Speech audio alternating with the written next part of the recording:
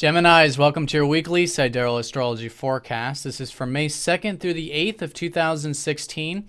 I'm Athen, and this is for Sidereal Astrology. If you are new to the channel, be sure to check out the link because the signs are different. All right, so Gemini, this week we have a new moon in your 11th house of your aspirations, and so new beginnings here in terms of future things. That's what the 11th house is all about. New beginnings with your aspirations, your hopes, your wishes, your dreams, even if you want to call them that, things you want to strive for. It's also in terms of your networks, groups, and friendships, if that's the case for you guys personally, if that's been an area of focus for you lately, which has been the sun here, recently Venus, maybe enjoying those friendships, the networking, that kind of stuff for some of you. And with Mercury, a lot of this you're reflecting on. You are reflecting on those aspirations. You're reflecting on perhaps your relationship with your network circles, or how you can rehash and redo your network circles, or connect with friends, or whatever it might be. So it's good to be still adaptive with all of this, of course, because Mercury retrograde is about learning, and this is you guys in the chart. So you guys are learning always with a Mercury retrograde more about yourself, more about where you are putting your energy, what you are involved with on a regular basis. But I think here in the 11th house, perhaps reflecting on your aspirations and your network circles. Could also be reflecting on your home and family, which is often the case anytime Mercury goes retrograde because he does rule that 4th house. So a good time to maybe redo things around the home, or rethink about your family relationships, maybe redo your health even, is often good too. So the new moon is creating new beginnings with these aspirations, and of course the new moon is a lowering of energy. So it's a good time, and this will be around Friday in particular, to just kind of sit with it. So it's usually, it's good to write things down. It's definitely good to set those intentions, but it's also good to listen. It's a very spiritual time. It's a receptive time. We have that yin-yang, masculine, feminine, sun, moon energy combined. All right, so there's insight, both internally, intuitively, and what you might call spiritually. That crown chakra where the information's coming down. So yeah, it's a bit of the lowering of energy, but as we go into next week and all this, there'll be this continuous beginning and unfoldment for those aspirations, for those network circles. I think you can continue to enjoy that this week, in fact, with Venus here. Whether it's spending time with friends, whether it's getting those aspirations moving, 'cause it's all in Aries. It's very active for you, usually. And as you can see here, it's forming a kite. Very supportive aspect. Very supportive aspect in the sky with this new moon. And so when it comes to this kite, it's going to be sextiling up to Neptune, trining up to Pluto and Jupiter.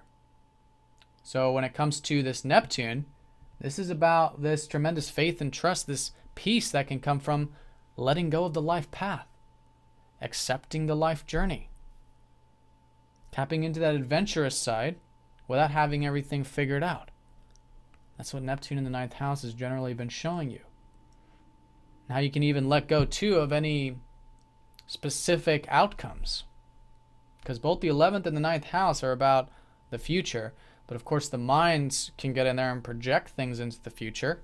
And with Neptune, it's a reminder that we don't know what the future holds. We have no idea. So accepting that, and that can create peace. There's definitely an opportunity for that. Now in terms of this trine up to Pluto, this is in regards to your relationships. So it's been very deep with relationships for many years for you guys. Transformations and changes in relationships. And so here though, it's that deep change with yourself. And I think deep change too with your aspirations.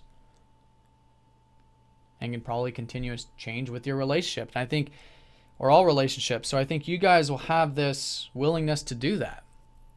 So it's an excellent new moon for change, getting rid of old energies relating to these areas, aspirations, friends, or relationships. And that creates the new space. Now the trine up to Jupiter is that you guys have been learning, I think, over about the past 9 months, a lot about communication, a lot about the practical stuff in life, your house, reading, writing, communicating, sharing, connecting with like-minded folks. Now a lot of that has been reflective because of that Jupiter retrograde, but Jupiter's about to go direct Monday of next week. So over this weekend, there could be this pause where you start to see, okay, and you start to see externally more of these opportunities to perhaps connect with those that are around you or with your community, or to do some of that reading and writing, if that's the case for you. And that is directly supporting, again, these aspirations. It's that mental energy, that mental understanding, that optimism you might have too, in terms of your perspective on things, which again will become more apparent next week. But that's all directly supporting this. Learning more about your mind and how you share and communicate. So that's all very new too, because you have the North Node shifting into that third house. So it's good to be treating that communicative learning stuff in a new way for the next 2 years. So that's the new moon. Very nice new moon with that kite in Aries. New beginnings relating to the future, relating to your visions, although a lot of it's reflective, especially with you guys, because you guys are in this more internalized state with your ruler retrograde. But still, trying new things, experimenting. It's always great for you guys to do that when Mercury's retrograde, to reflect, yet try new things. Just always have that other plan or that other exit strategy or whatever. Because it's likely during this next 3-week period, you'll be changing your mind, changing, new information will come to light. So changing direction. So it's good to be adaptive.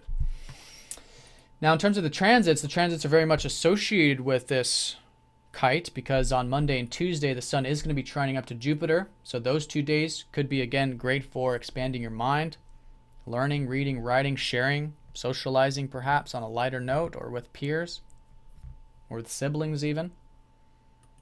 And there's a bit of that optimism. The sun does rule your third house, so it's really supporting the fact that your communication could be very philosophical, but you have this worldview, this overarching perspective, and perhaps even optimistic. Then that's new moon on Friday. Then as we go into the weekend, that's when we have that trine up to Pluto. So this weekend's excellent for really diving deep, getting rid of old patterns with relationships.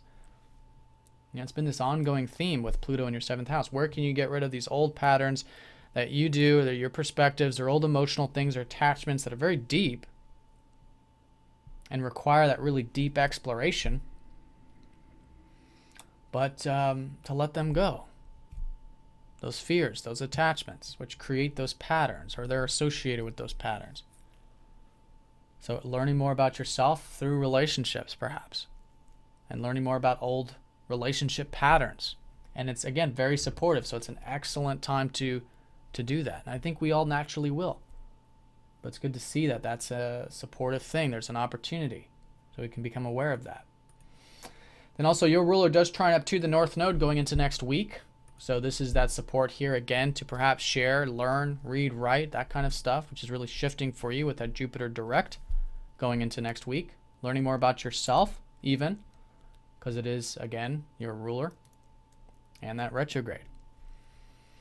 All right, so Geminis, have a fantastic week. Thanks for watching. If you guys have any questions, please let me know, and I'll see you all next week.